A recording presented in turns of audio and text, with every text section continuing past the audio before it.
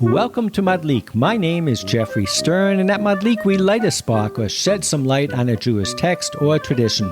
Along with Rabbi Mintz, we host Madlik Disruptive Torah on Clubhouse every Thursday at 8 p.m. Eastern and share it as the Madlik podcast on your favorite platform. Today we look at the configuration of the Israelite tribes through new eyes, the eyes of modern scholarship that suggests that the tribes were distinct peoples, including freed slaves from Egypt, but also regional disruptors who formed a confederation of tribes. Independent states united in their rejection of the existing class structure and the sovereign-vassal subjugation of Egypt and other empires. So take out your musket and join your local militia as we explore the United States of Israel. So welcome to Madlik.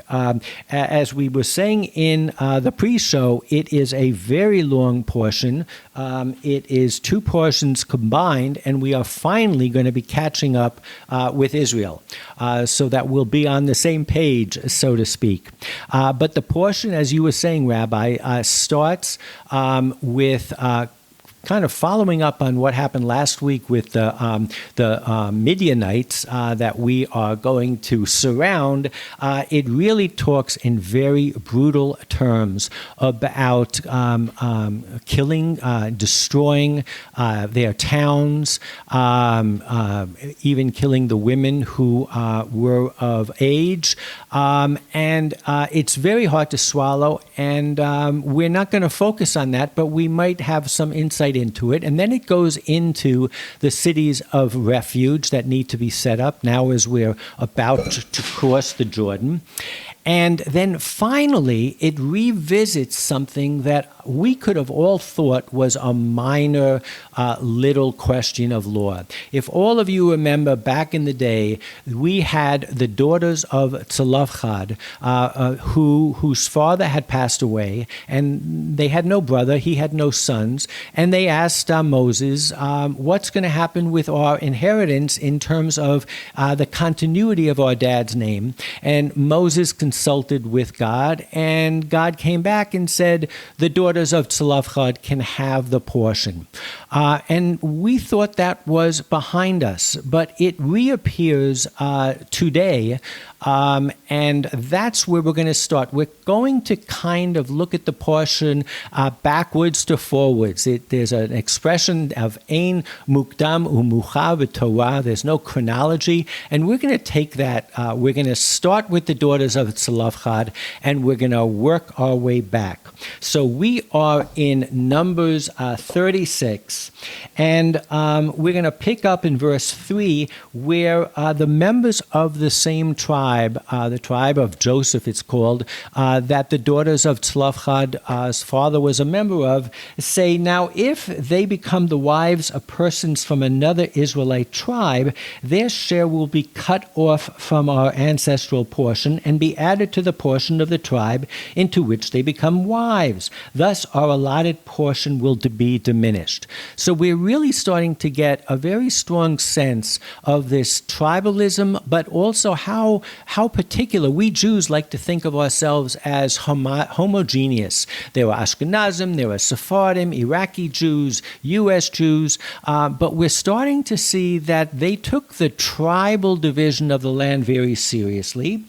And Moses comes back and and he sounds a little bit like Henry Ford here. He says, they may become the wives of anyone they wish, provided they become wives within a clan of their father's tribe. So I'll make the car in any color as long as it's black. So the solution is that there is no intermarriage between the tribes. So here again, we have this emphasis on really the division between the tribes. And I had really never focused that much on that. But Rabbi, am I correct in saying that from the viewpoint of Jewish history, I mean, we all know about the lost tribes and all that, but ultimately, maybe being a Jew is so much determined by what others think. We've kind of coalesced into a Jew is a Jew is a Jew. But here we have to kind of change our lenses a little little bit and really think more tribally. Am I correct? Absolutely right. Well, I mean, you know that in the Middle East generally, you know, the in the Arabian Peninsula, even as late as the time of Mohammed, that the Arabs lived as tribes. It means tribalism was something that was very familiar, and the Jews had tribes. You know, today it's not really fair because we read that before the destruction of the first temple, around the year 700 BCE, the 10 tribes, the 10 northern tribes, were actually dispersed and they disappeared. So we actually are all part of the tribe of Judah and Benjamin, which are called Judah. So that whole tribalism disappeared. But when they entered the land, everything was the tribes. You had to be part of your tribes. That's the story of the daughters of Tzlafchad. They said, we want to inherit our father. We have no brothers. We want to inherit our father. They were from Manasseh. If they didn't inherit their father, then their land would be lost. So what Moses tells them is, you're good. Well, you can inherit your father, but you need to marry within Manasseh. If you marry outside the tribe, then you're going to lose the land. It's all within the tribe. I mean, it makes it makes a shidduch market difficult. You know, who you can marry. You can only marry within the tribe, which is fascinating. Well, it gives the word intermarriage a whole new meaning. But right, isn't that right? Intermarriage had a huge, a detriment. Because, your power was dependent on the amount of property that you had as a tribe. There was a lot of, influence that was very much dependent on the tribes, on the different tribes. So this Shabbat, Rabbi, I always ask you in the pregame what you're going to talk about, and you're going to talk about Tisha B'Av, the 9th day of Av, and I believe that tonight is Rosh Chodesh Av. So we are really talking this evening at the beginning of a new month, and everybody does focus on the 9th of Av, but I want to focus on a Mishnah that talks about the 15th day of Av, and in the tractate of Tainit, which deals with fasts, it says, Rabbi Shimon ben Gamliel said, there were no days as joyous for the Jewish people as the 15th of Av and as Yom Kippur, as on them the daughters of Jerusalem would go out in white clothes. And later in the Talmud, it asks, I get Yom Kippur. You're pure, you're purified, you go out in white, you feel it's a new beginning. I can understand why the daughters of Israel will rejoice. But what about the 15th of Av? What makes it special? And Rabbi Yehuda said that Shmuel said this was the day on which the members of different tribes were permitted to enter each other's tribe by intermarriage. And it goes on to ask, and how do we know that? And it quotes the verse I just read from our weekly portion, and it says, this is the matter that the Lord had commanded concerning the daughters of Tzlafchad. It says, this matter shall be practiced only for this generation, the generation when Eretz Yisrael, the land of Israel, was divided among the tribes. But afterwards, members of different tribes were permitted to marry. So somewhere, and it doesn't quite say when, we have an instance, and I think we're going to come across this, we've already come across this many times, where there's a law on the books, but the law on the books doesn't end up being what it appears to be. So even according to this piece of Talmud, the prohibition on one marrying someone from another tribe was either, I can't say it was while the daughters of Tzlafchad were alive, it was maybe while they were dividing up the land. And that could have been a generation or two, we'll see. But certainly there was a point, and of course because there's a celebration on the 15th of Av, you've got to believe there was a precise point where that was no longer the case, and it was a time for great celebration. So Rabbi, what is your read on this? It's not something every Jew probably has heard of the 9th of Av, not so much the 15th of Av. Maybe because when you live in a period where the ramifications of the destruction of the temple might still be here, you can mourn it. But when you feel that Jew can marry Jew, you've forgotten this time and place when we were divided into 12. So I think that amazing piece of Talmud has a couple of things.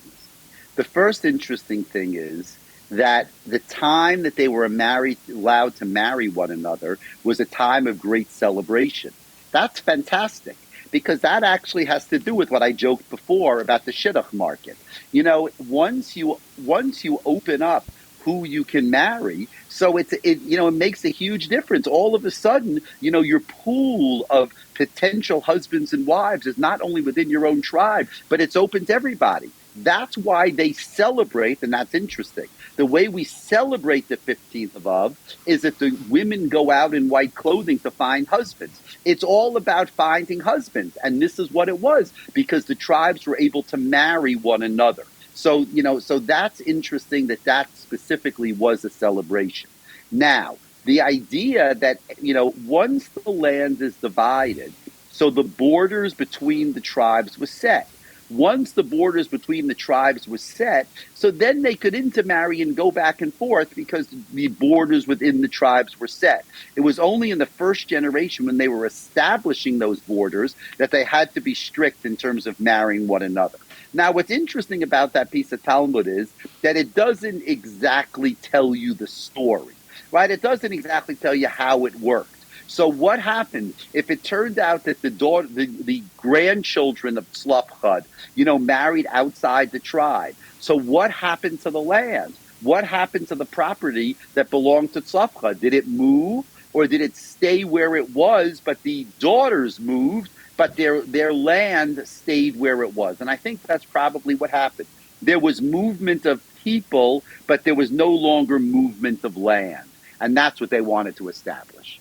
You definitely could make that case. I think you could also make the alternative case that over time, because the boundary of marriage was no longer there, the strict division between the tribes started to wear away, and you would have somebody from the tribe of Benjamin living in Yehuda, so to speak, or whatever. I think you could go either way on this, but definitely what you were saying is that once the borders were there, so in other words, it's kind of like you had a stake in the ground, you didn't need to protect the concept as much. I like to think about it as, and that I call this episode the United States of Israel. Once you establish the state of New York, you can let people from Connecticut in. You already have your identity, and maybe that was part of it. But I want to continue with the Talmud and Tainit, because the next reason for why it was a joyous day is even more striking. Rav Joseph said that Rav Nachman said the 15th of Av was the day on which the tribe of Benjamin was permitted to enter the congregation. And it is stated, the men of Israel had sworn in Mitzvah, saying, none of us shall give his daughter to Benjamin as a wife, none of us, but our children could. So I'm going to let you all in on a little secret. You know that I am an ex-Bachur Yeshiva. I'm someone who studied in a traditional Jewish academy, and I think it's safe to say that Rabbi Adam did as well. And unfortunately, many times in the yeshiva, the only way you read stories of Tanakh, in the book of Samuel, in the book of Chronicle, in the book of Judges, is because you have a reference, as we just saw here, and then you go ahead and you read it so you understand the text of the Talmud. And it's a real shame, and I think, Rabbi Adam, the organization that you're involved with that reads a chapter from Tanakh, is it every day or every week? every day, and it tries to solve this problem that you're describing. Absolutely. So I did not, and I think one thing that I am missing, and maybe, we always have to decide what we're going to do next year, come Simchas Torah, and maybe we should start looking at different chapters. I'm actually studying Tanakh with somebody. We're already on the 10th chapter of Joshua. Every week we study one chapter of Tanakh. It's funny. Amazing. Yeah, it's important. It's very important. So here's a story that, if you've never heard it, will absolutely blow you away. There is a gentleman from the tribe of Levi, and his wife runs away, and she runs back to her father's house. And after a while, he goes to fetch her, and he goes to the father's house, and the father continually, day after day, wines and dines him and tries to convince him to stay another day. You don't know what the situation is. Clearly, his daughter ran away, and he'd prefer that she's under his roof. Maybe there's an issue with this guy from the tribe of Levi. But finally, he takes this, and it's a concubine. I'm not sure even if it's his full wife, but they go in the direction of Jerusalem, but they don't go to Jerusalem. They go into an adjoining town, and there's no one who wants to give them a manger to stay in, so to speak, and they're in the courtyard. And finally, and this gets a little bit to the comment I made earlier about people from different tribes living within those other tribes, someone outside of the tribe, and I believe they're in the tribe of Benjamin. That's the area they're in. But someone outside says, "Come into my house." And then the story starts to sound identical to the story of Sodom and Lot. A crowd forms outside, and they want to sodomize this Levite, this stranger. And the person who owns the house says, "Take my daughter." And the Levite says, "Take my concubine." And finally, he throws his concubine out, and she gets raped multiple times. And in the morning, he sees her, we don't know if she's dead yet, but her soon-to-be dead body. And he takes her, and then he cuts her up into 12 pieces. And he sends a piece to each one of the 12 tribes and says, "Look what has been done." And as a result, all of the other tribes mount an army. They have, I said in the intro, go join your militia. Well, every one of the states had their own militia, and that is in the Parsha as well. And they attack the tribe of Benjamin multiple times until finally they are able to persevere. And the language that they use, I ask you all, if you're interested at all, look at the notes in Sephira that we publish along with our podcast. And you will see that the language that they use about killing every male, killing every female who is childbearing age, is exactly the same as what we have in the beginning of our Parsha to this week. And to the point where now they have an issue about who are these people going to marry? And I won't get into all of the long story. It's very gruesome. It's very brutal. But they decide two things, which is to go ahead and attack other members of tribes who didn't actually participate in the military action. And they force them to marry so that the tribe of Benjamin does not go extinct. But they keep to their guns, and they say there is no marriage between any of the tribes. None of us, and not will marry the tribe of Benjamin.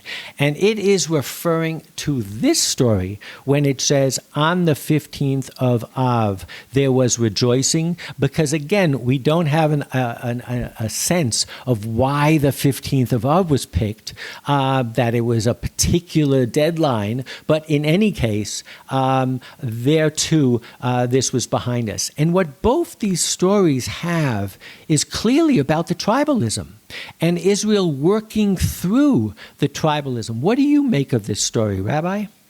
I mean, Israel working through the tribalism, and somehow the realization that if we don't allow intermarriage between the tribes, that Israel will disintegrate.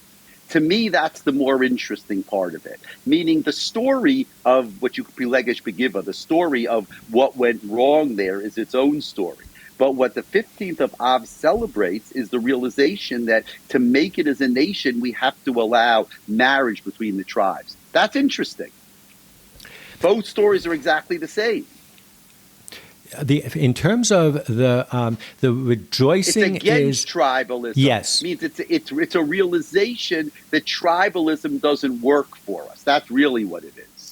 And I totally agree with you. But I also think that there's a flip side of this, which is both recognize that the origins of our people were in fact very tribal. The story with Benjamin is extremely tribal. They blame Benjamin. That's not the way we would do it today. We would blame individuals. Why do you blame the whole tribe? Where does that come from? So I said we were going to look. Yeah, absolutely. And again, it's other Jews, so to speak. I mean, we consider them Jews. Right. I will argue that our concept of we're all Jews maybe doesn't so much apply at this period of our history, where the association and the identification with the particular tribes was so strong that you were a Benjamite or you were from the tribe of Manasseh or Dan. It was total identification with your tribe. But one of the things I said that we were going to look at it through the eyes of modern scholarship as well. And one of the things that the modern scholars have said is that they believe, looking at it even from the perspective of the same identical language is used here as in our portion, where in our portion we're talking about exterminating, so to speak, the Midianites. Here we're talking about doing the same thing to the tribe of Benjamin. The argument is that Israel was formed from many tribes. And yes, we have a wonderful story about the 12 sons of Jacob. And of course, Jacob had concubines too, and it wasn't all homogeneous. But the scholars really go back and they say that it could very well be that this amazing story of Egypt became the primary story of our people, but that ultimately there were other peoples in the land of Canaan. Some of them were not friendly, the Midianites, and we decimated them. Some of them, the Benjaminites, we had to go through a process. You know, it reminds you, this story, a little bit also of the rape of Adinah and the story that we studied in Genesis of Shechem, where there she's raped first, then they are required to circumcise, and then they get killed. If you just change the chronology slightly and you have a situation where they become part of the tribal area, the Shechemites decide to convert and be part of our mission, and they circumcise, and then they rape, similar to what happened here with the Benjaminites, then you have a very similar story. But you definitely have paradigms of different people joining up, and modern archaeology shows that there was a real disruption in Canaan at this point, and that you can go look at cities, not only Jericho, but you could look at other cities that in this 100, 200-year period, there was a revolution going on. And it could very well be that the Jews coming out of Egypt joined a revolution, but also brought this amazing concept of one God and all that. And slowly but surely, this confederation of different peoples, different tribes joined together, and there were definitely some speed bumps, as we see in this tribe of Benjamin. But if it's a different kind of model, I think, that becomes kind of fascinating. And again, I get back to the rejoicing. that we ultimately rejoice our ability to accept all of these tribes and to break down the boundaries between all of these tribes. And whether you buy into there were other peoples or you limit it to tribes, I think the message is similar. And I think we can all agree upon that. But that certainly is a little bit of what's happening here. There's no question. It's a celebration of the nation of Israel. And, you suggest something which you're right you can't prove, but you wonder about. And that is, were the 12 tribes like the 50 states? It's interesting you call it the United States of Israel. Was it like the 50 states, which basically meant that they were one country and 12 tribes and 12 states? Or were they really 12 countries, more like Germany was, in the 1800s? Where they actually were separate countries, in this kind of federation. And what you're suggesting, and I don't think there's any way to prove that you're wrong, what you're suggesting is that they actually were 12 nations. And, that's why the story of Pelegish Begiva, the story that you told about Binyamin, is such an important story, because actually there were battles between the tribes. These were battles between nations. And then when they were allowed to marry one another, that was important, because that really says that we decided that model is wrong. We need to be the United States of Israel. So I think the title of tonight's class really tells us a lot about what was at stake in all of these things. And I think that maybe, there were many times that we moderns have a problem understanding an ancient text. But in this particular case, as many of us are Americans and understand this dialectic between a federal government and states, clearly we have an insight into this in our short history. Clearly they had their own militias, and that's pretty powerful in those days. They collected their own taxes. So it is kind of fascinating. So I promised that I was going to work my way backwards in the Parsha. So now I think is a wonderful segue to talk about the cities of refuge. So here too, clearly you're coming to a land, and of course it's fascinating that they already are talking about cities, urban. Here you're coming out of the desert, and you're not talking about farmlands and all that. You're talking about people living in a very concentrated way in cities. But there's town planning going on, and there are two things that need to be done that are different from the current infrastructure in Canaan. They can move into the city of Jericho, but they've got to modify it in a way. And the ways that they have to modify it are, one, they have to have these cities of refuge. There are 6 of them, and 3 of them are in the mainland of Israel, and 3 of them are going to be on the other side of the Jordan, and we'll get into that too. But then there were also 48 towns for the Levites, and we've talked about this multiple times.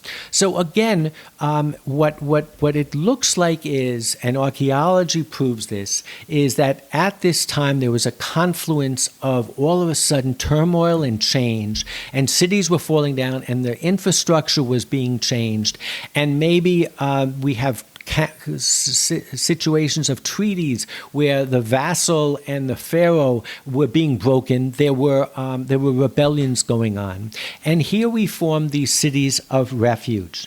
But to the point that we were just discussing, the real function of the cities of refuge is to stop blood feuds. And blood feuds, we know about it even till today. If someone in your family gets killed, the only way to redeem their blood is to kill somebody in the family or the tribe that did it. And it goes on and on. And so talking about this kind of arc of history that we're seeing, where tribalism is strong, and then come the 15th of Av, it's celebrated that it's not so strong. I think you can make a case, I wonder what you think, Rabbi, that the cities of refuge are, again, another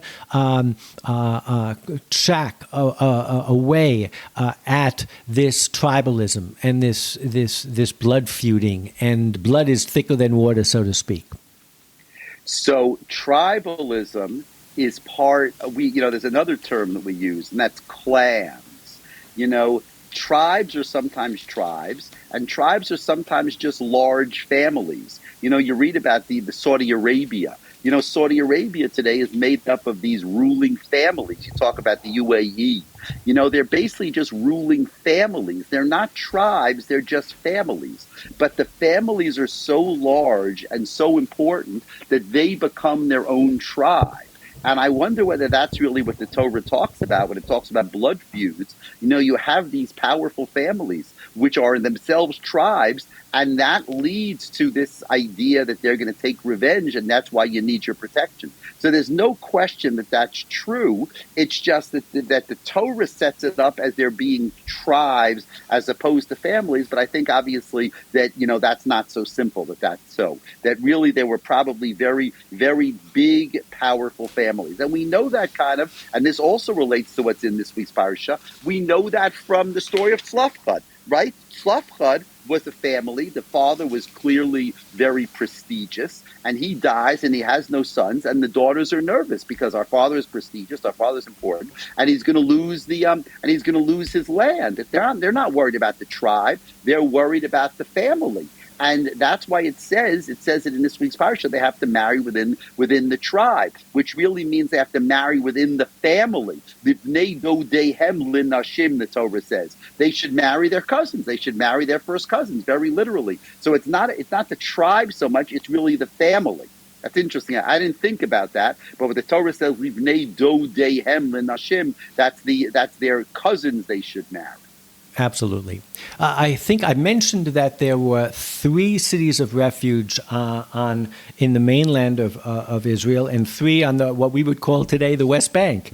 And Rashi asks, why is that? And he says, because in Gilad, on the east side, murderers were more numerous. To be Gilad nafshei rotzchim.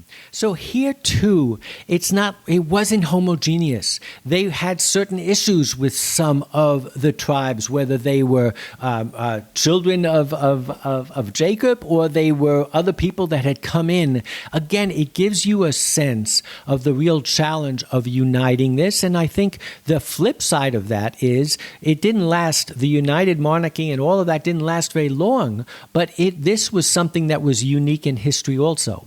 That for a shining moment, these disparate peoples were kind of united. I want to go back to the beginning of the Parsha, which is the one that gave me the hardest time, where we read about conquering, the conquest of the land. And much of it is very hard to read. And I think one of the comments of those who read all of Tanakh understand that it's not altogether clear whether this actually happened,